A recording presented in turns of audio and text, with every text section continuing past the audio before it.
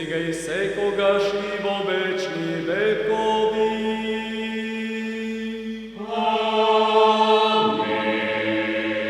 Да се биде хроничар за црковно-манастирскиот духовен живот во Македонија, посебно за црквите и манастирите распослани во североисточниот дел на Прилепското поле, кои се во непосредна близина на градот Прилеп, поточно речено распослани во јужните падини на Селечка планина, е тешка и одговорна задача, затоа што сите збиднувања кои се случиле низ вековите, хроничарот треба да ги преточи во едно недопишано слово, налик на некој ненадменат познавач на целокупниот духовен живот, мајстор на секој детал, секој опис, кој умее на негов својствен начин да ги долови оние навидум ситници што не ги забележуваме, а се насекаде околу нас и се дел од нас, успевајќи тоа да го постигне на тој начин, пишувајќи за работи што му се блиски, што ги носи како дел од себе, затоа што сите тие односи, ликови, судбини повторно и интензивно и емотивно ги доживува, затоа што таквиот однос кон ликовите и настаните што ги опишува тој летописец успева да му ги доближи до читателот, до слушателот, до гледачот, а читателот, слушателот и гледачот на неговите летописи не е пасивен наблюдувач, туку активен учесник во тие настани.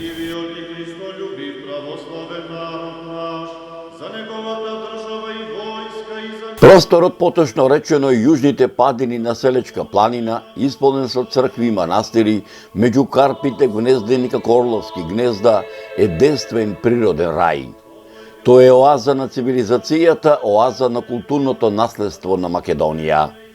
Богатите културно-историски, архитектонски, археолошки и етнолошки вредности му даваат посебност, единственост, репрезентативност и автентичност.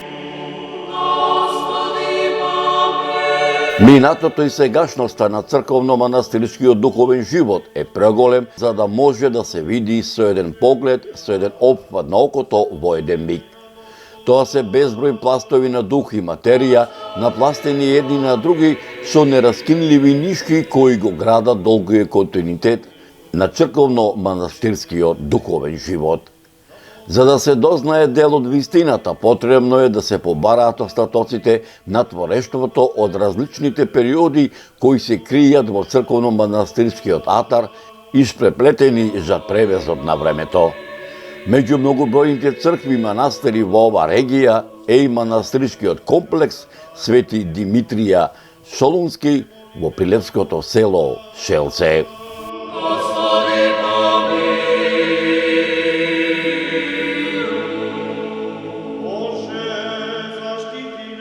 Почитувани мои, долги години народски кажано му се токмев да наминам во Прилепското село Селце, да накачам нагоре во каменестиот речиси непреоден предел на Селечка до многовековниот манастир Свети Димитрија Солунски, меѓу народот попознат како Селечкиот манастир, и за него да направам документарен запис.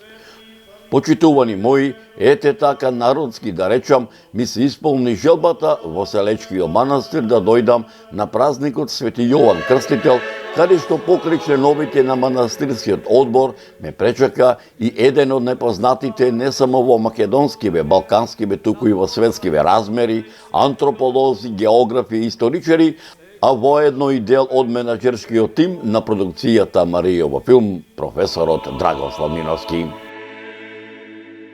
Почитувани мои, откако така да речам се историвме здравоживо со членовите на манастирскиот одбор, откако не почестија со манастирското кафе, моите домајќини ме замолија најсетне ние да им ги раскажеме нашите досегашни историографски сознанија за многовековниот манастир Свети Димитрија, копајќи низ македонскиви и балкански архиви, а сетне тие да не ги раскажат многуте приказни за ова многовековно духовно македонско светилиште, што ним им ги пренесувале нивните дедовци и баби, кои ќе бидат дел од оваа репортажа.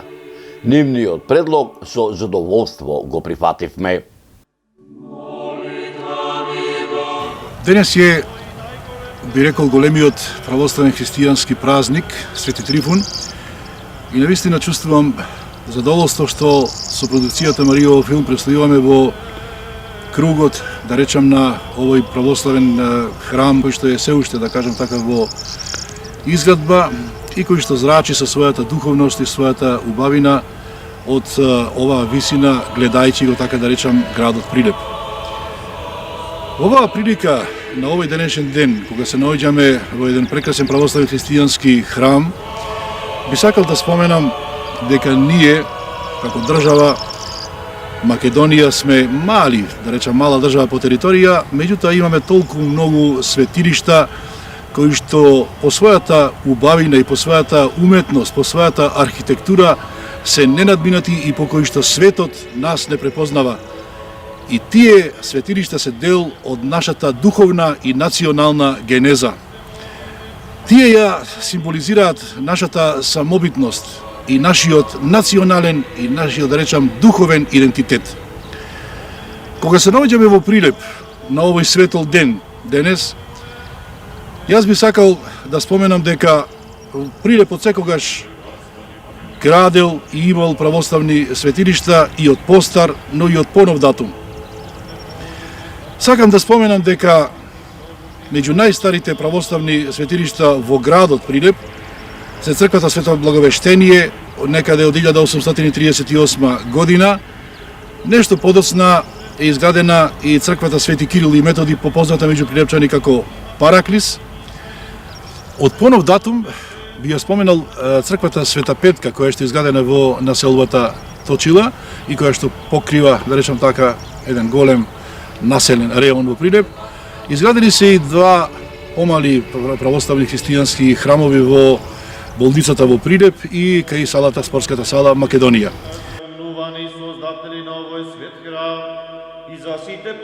Што се однесува до православните светилишта кои што се наоѓаат во непосредна близина на Прилеп, јас би го спомнал овде, до ова место каде што се наоѓаме, блиску е манастирот Свети Никола во селото Прилепец, па Свети Димитрија во селото Селце, Света Петка во селото Лениште, па понатаму би го споменал и манастирот Свети Архангел Михаил во населбата Варош, за која што има записи дека имало своевремено 77 цркви, од кои има и денес некои што се останати, што се активни.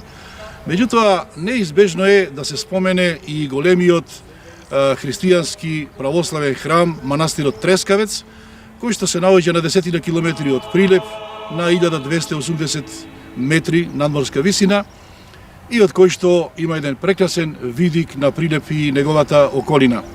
Сакам да истакнам и тоа дека пред 10 години се изради нов асфалтиран пат до овој православен храм, така да сега на многу полесен начин може со возило да се стигне до таму. Исто така, јас би ги споменал и значајните културно-историски, да речам, објекти, односно сакрални храмови, тоест манастирите кои што се наоѓаат малку во пошироката околина на Прилеп. Тука пред се би го споменал манастирот Свети Преображение во селото Зрзе, па манастирот Света Недела во Стровија, Свети Никола во селото Слепче, Прилепско. Неизбежно е да се спомене и Маријовскиот дел, Прилепскиот дел на Маријово, односно манастирот Свети Никола во селото Манастир, па Чебренскиот манастир, па манастирот Свети Илија, кој што се наоѓа на патот према селото Витолиште, па ново изградениот манастирски комплекс во Писокал и уште многу други православни христијански светилишта, и нека не би биде забележано доколку некој испуштив. Почитувани мои, пред да ви пренесам поголем дел од историјатот на новоизградениот манастирски комплекс посветен на Свети Димитрија Солунски, кој се наоѓа на 10 километри североисточно од градот Прилеп и 2-3 километри од прилепското село Селце, предлагам да ве запознаам со историографските записи со кои располагам, копајќи низ архивите ширум балканските простори во изминатиот период за светителот Свети Димитрија Чудотворец Солунски.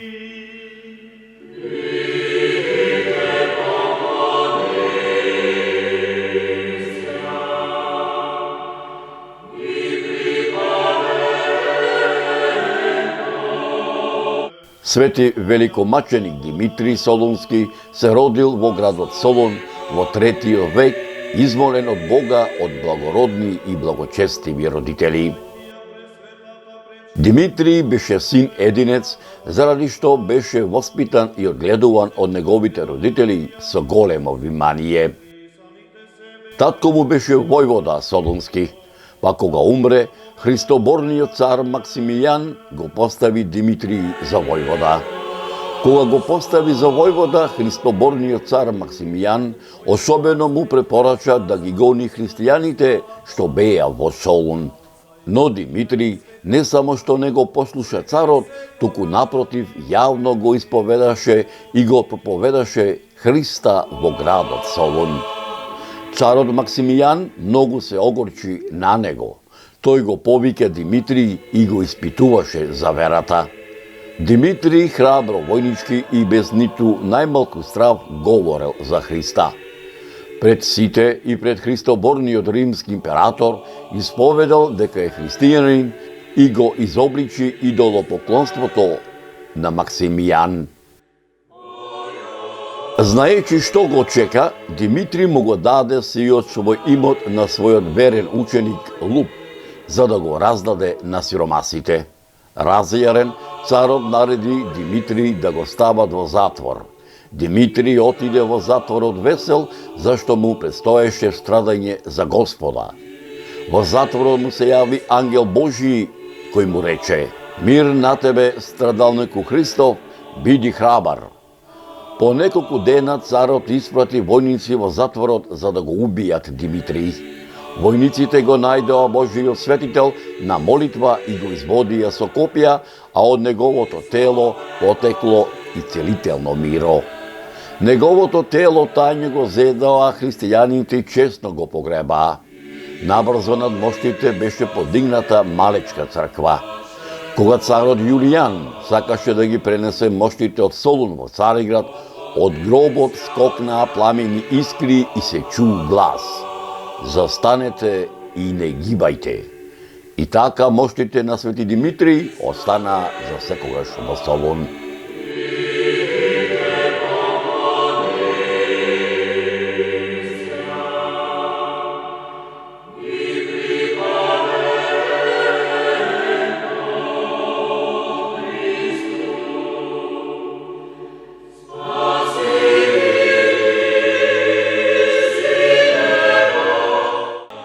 Манастирскиот комплекс Свети Димитрий, вграден како орловско гнездо, меѓу карпите на јужните ограници на Серечка, е мощно старо христијанско православно духовно светилиште. Според црковно-историчките записи, незината првична градба представува рано христијанска базилика. Се претпоставува дека незината градба датира од крајот на 10 век како задужбина на македонскиот комитопола Арон. Манастирскиот комплекс Свети Димитрий во пишаните, материјалните документи и артефакти во вистинска смисла на зборот се споменува во мноштвото црковни повелби и житија кои датираат од 11 век, поточно речено од 1020 година, за време на владеењето на византискиот император Василий II.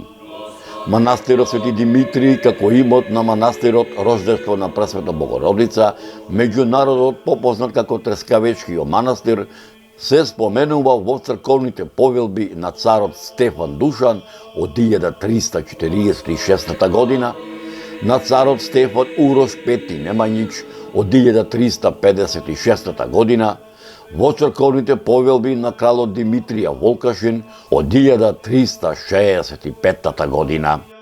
Манастирот Свети Димитрий се споменува и во црковните повелби на кралот Марко од 1371 година, исто така посветени на манастирот Рождество на Пресвета Богородица, меѓународот попознат како Трескавечкиот манастир.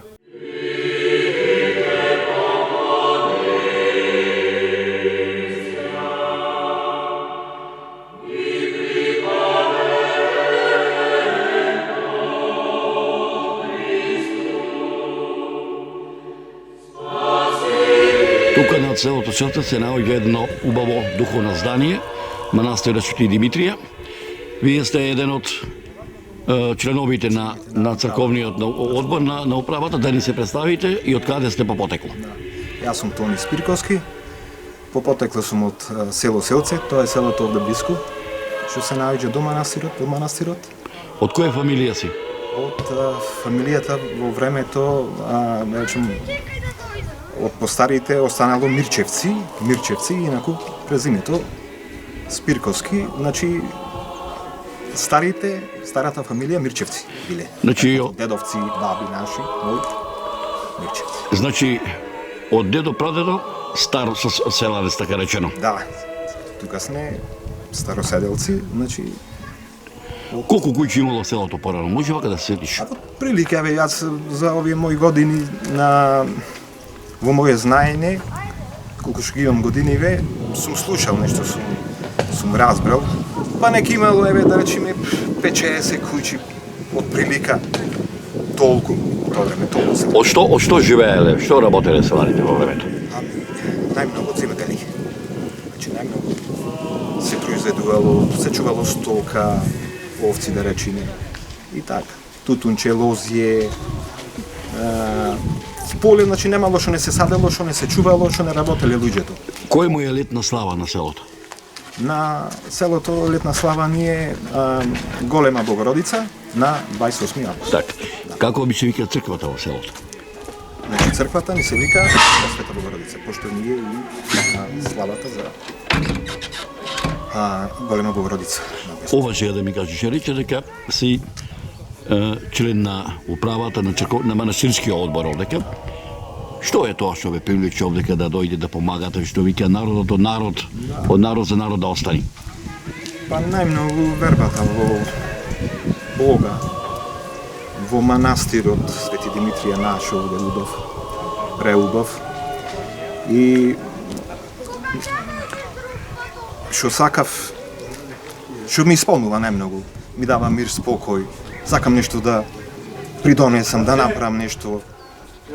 Еве нешто помагаме, градиме, зидаме, малтариме, што можеме, што треба со колегата, со другите колеги и така. Нешто да придонесиме.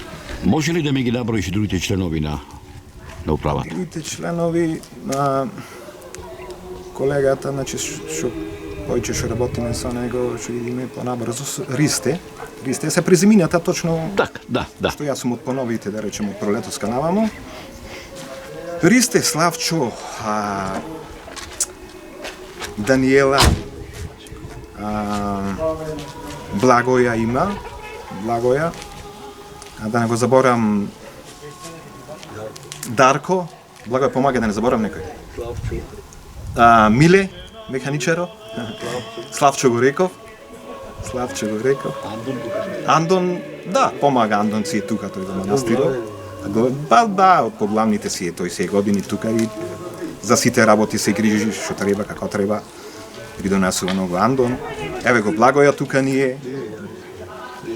Не си во одбор, ама си појче од одборот што се вели тука за манастирот и во манастирот и за се што треба.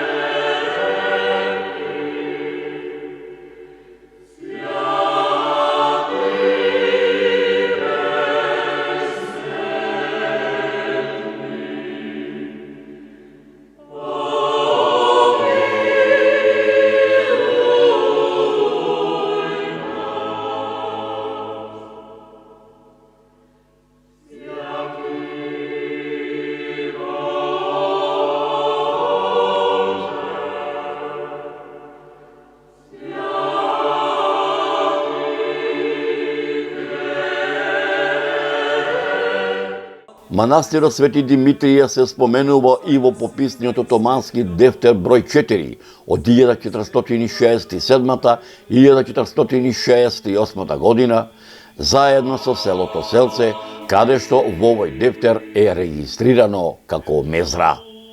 Манастирот се споменува и во пописниот дефтер од 1510 година, кое се однесува и за селото Селце, кое имало 43 ханчиња, 9 неженеци и 8 вдовици. Манастирот се споменува и во пописниот дефтер од 1554 и 1555 година, исто така заедно со селото Селце, како агларско село, каде што само манастирот располагал со своја земја, додека пак во пописниот дефтер од 1568-69 година е забележено дека на манастирскиот имот живееле 10 македонски христијански семејства и 7 неженети. Манастирот Свети Димитрий е забележан и во пописниот дефтер од 1662 година, кој заедно со селото припаѓал на Прилевскиот мудрулак, во кој живееле 65 домаќинства, сите рисјани. Во Томанскиот дефтер од 1670 година е запишено дека вкупниот данок кој селото заедно со манастирот го плаќало изнесувал 1380 акчиња, и тоа данок од пченица 10 мудови, данок од јашмен 1 муд, овес и рж и од улишта 98 акчиња, а од ушур од овошје 30 акчиња. Во Томанскиот дефтер од 1770 година исто така е запишено дека имотот на мештаните од селото Селце му припаѓал на манастирот Свети Димитрий.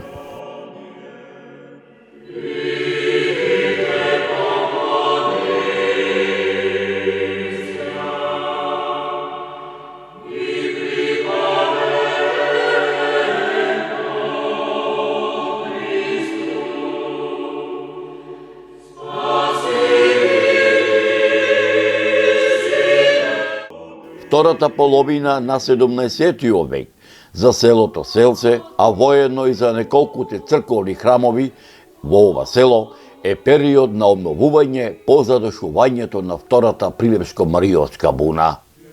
Меѓу првите знаци на обнова на селото секако се изградбата на скромните сакрални зданија врз претходно разорнатата селска црква Свети Ѓорѓија, црквата Успение на Пресвета Богородица и манастирот Свети Димитрий, кои за време на Балканските и Првата светска војна до темел се разрушени. За да во 1918 година делумно речиси сите се реобновени.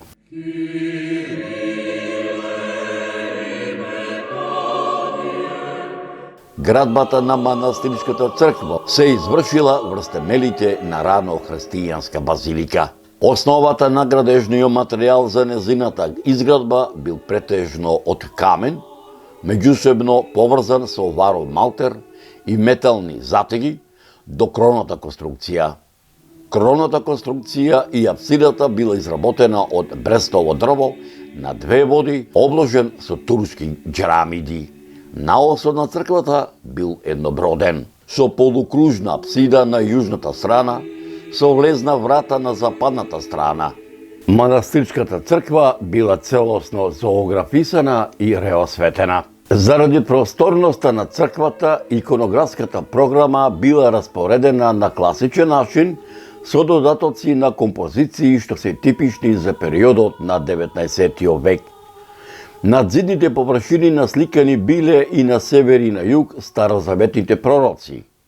Централниот и страничните травеи биле обоени со светло-сина боја, како имитација на небо, и на површината кај централниот травеј насликани биле златни звезди.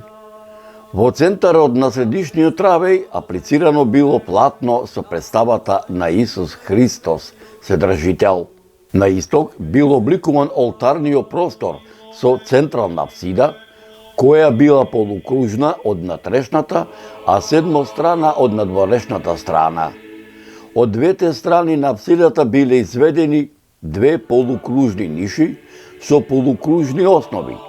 Покрај северниот и јужниот зид во наосот биле поставени дрвени седишта за верниците, но и во меѓупросторот на колонадите на север и југ. Помеѓу колонадата на југ поставен бил владичкиот престол, изработен од дрво, и насликан со цветни мотиви, а во внатрешноста иконата на Исус Христос на престол. Меѓу колонадата на север бил поставен амвонот, кој бил насликан со цветни мотиви. На северниот зид од наосот, на поголем дел од зидната површина, била насликана композицијата Исус Христос, праведен судија, а во продолжение кон исток биле насликани композиции од животот на Исус Христос во втората и третата зона. Во живописот на оваа манастирска црква била насликана представата на солунските браќа, Свети Кирил и Свети Методој, во архиерејска одежда со митра на главата. Од јужната страна на наосот, во првата зона и во втората зона од исток кон запад, биле представени свети воини и други светители и маченици во цел раст. Исто така, на западниот зид во горната зона била насликана композицијата Тајната вечера. Кон источната страна се наоѓал дрвениот иконостас, кој го одвојувал просторот на наосот од олтарниот простор и бил украсен со икони. Во долната зона на иконостасот централно биле поставени царските двери со представата на благовештение, а лево и десно биле распоредени по 4 китабиња. Во првата зона и зоната каде биле поставени престолните икони се наоѓала врата што води кон протезисот, на која бил насликан архангелот Михаил, а на вратата што водела кон джаконикот бил насликан Свети Спиридон. Престолните икони кои биле во втората зона биле наредени од север кон југ по следниот редослед: Света Недела, Свети Три Хиерејси, Свети Никола, Богородица со Исус Христос, Исус Христос Седржител, Свети Јован Претеча и други светители. Кон југ и кон север, до ширината на иконостасот биле поставени 12 апостолски икони.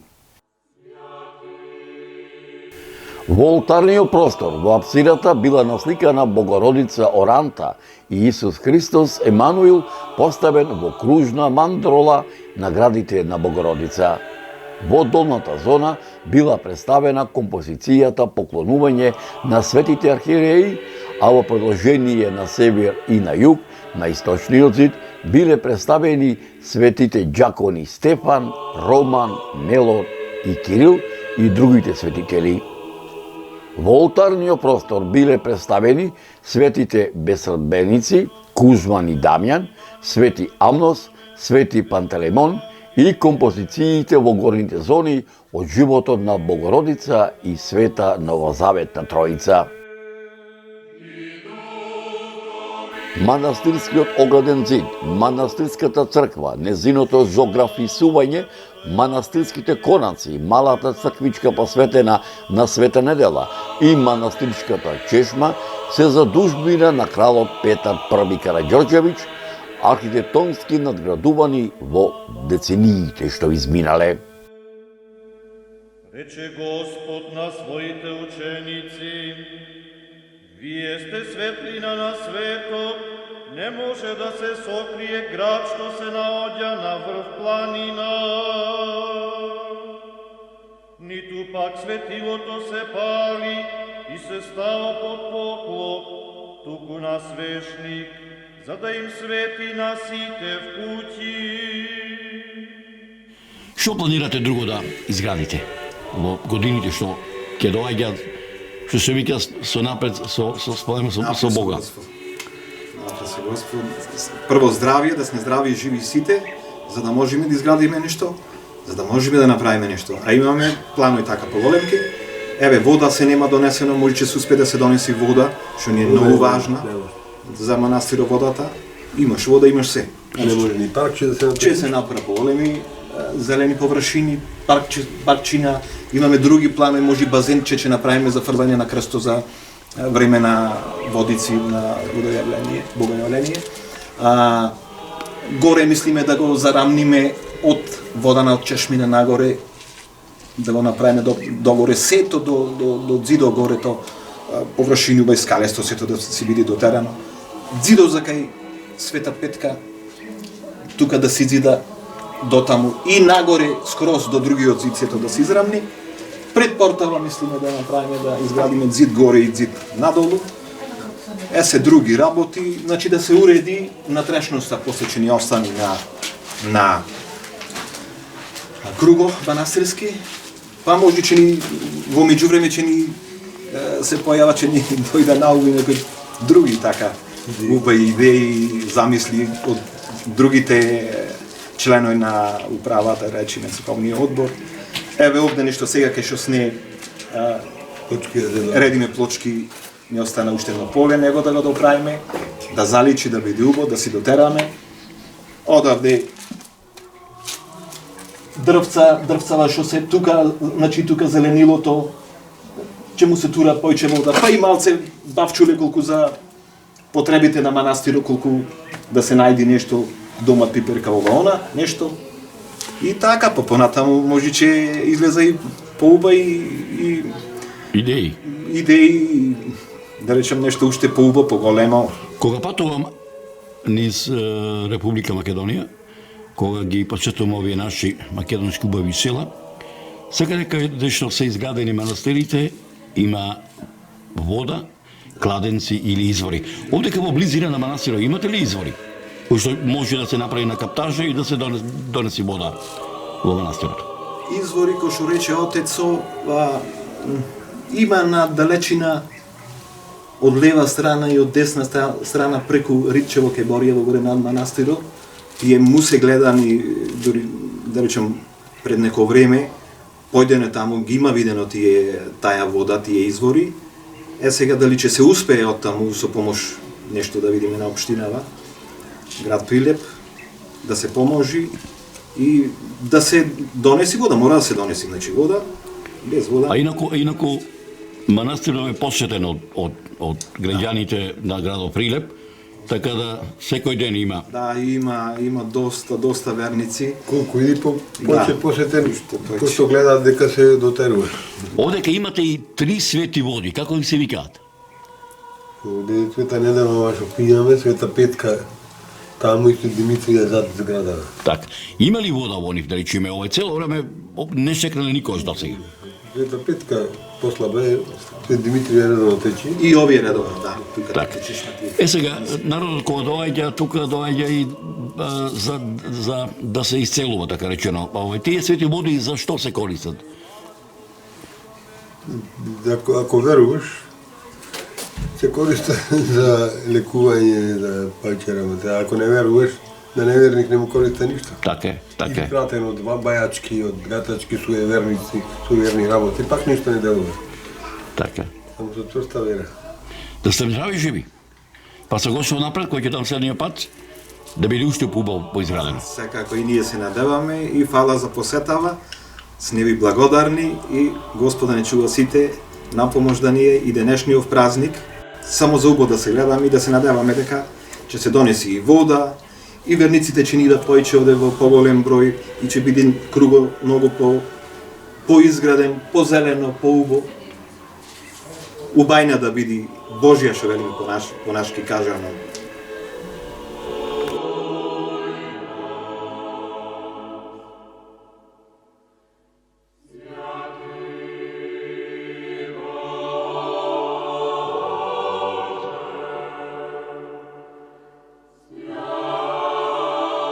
Јас во оваа прилика сакам да кажам дека овие манастири, овие светилишта всушност се едно културно и историско непроценлива вредност за Република Македонија, односно културно, историски и духовни вредности за ова наше македонско поднебие. Овие храмови кои што се наоѓаат овде во северниот дел на Пелагонија се меѓу најстарите духовни светилишта во овој крај. И всушност тие се едни валидни и достојни споменици на нашата средновековна архитектура и на нашето средновековно стикарство. Фреско стикарството во овие свети храмови представува импозантен споменик за нашата средновековна култура. Значи, сакам да кажам дека во овој крај, овде, иако ова е мал, но духовно богат простор, има многу вакви храмови кои што духовно го потхранувале овој македонски народ и на некој начин можам да кажам дека представувале сидро за овој македонски народ, кои со текот на историјата, низ многу векови, покрај многобројните премрежија и проблеми на кои што наидувал, опстанал на овие простори, го задржал својот идентитет, својата култура, своите обичаи, навики, традиција и така натаму. Меѓутоа, за ова морам да кажам, што успеал овој наш македонски народ низ овие векови да опстане и да се одржи на овие простори. Заслужни се во секој случај и свештениците кои што служеле во овие свети храмови овдека. Меѓутоа, не е побала заслугата ниту на градителите кои што ги изградиле овие свети храмови и чие што дело е трајно вградено, значи, во овие светилишта. И благодарение на тие, значи, знајни и незнајни градители се изградени многу вакви сакрални објекти и култот кон таквите објекти никогаш всушност и не престанал и не прекинал во овие простори.